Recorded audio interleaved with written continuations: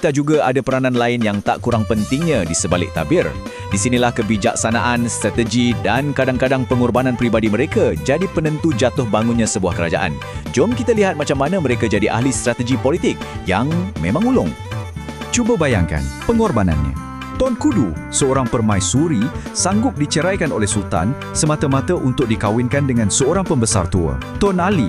Tindakan ini bukan sebab cinta, tapi ia satu langkah politik yang sangat bijak untuk redakan krisis antara puak Tuan Ali dengan puak abang dia, Tuan Perak.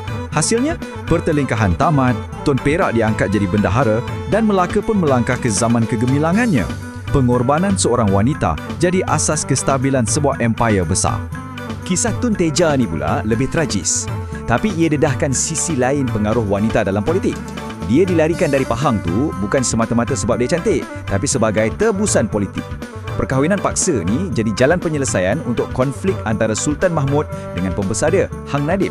Sekali lagi kita nampak, nasib seorang wanita boleh jadi penentu kepada perdamaian antara lelaki-lelaki yang berkuasa.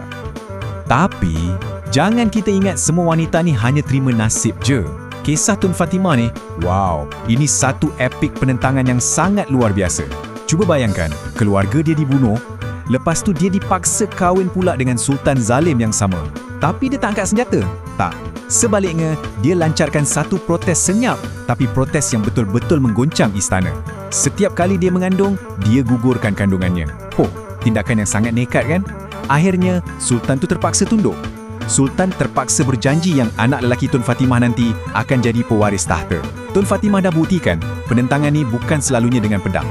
Kadang-kadang, ia datang dari kekuatan rahim seorang wanita. Kalau tadi kita tengok macam mana wanita menstabilkan kerajaan, sekarang kita akan lihat pula macam mana mereka ni mampu meruntuhkan dinasti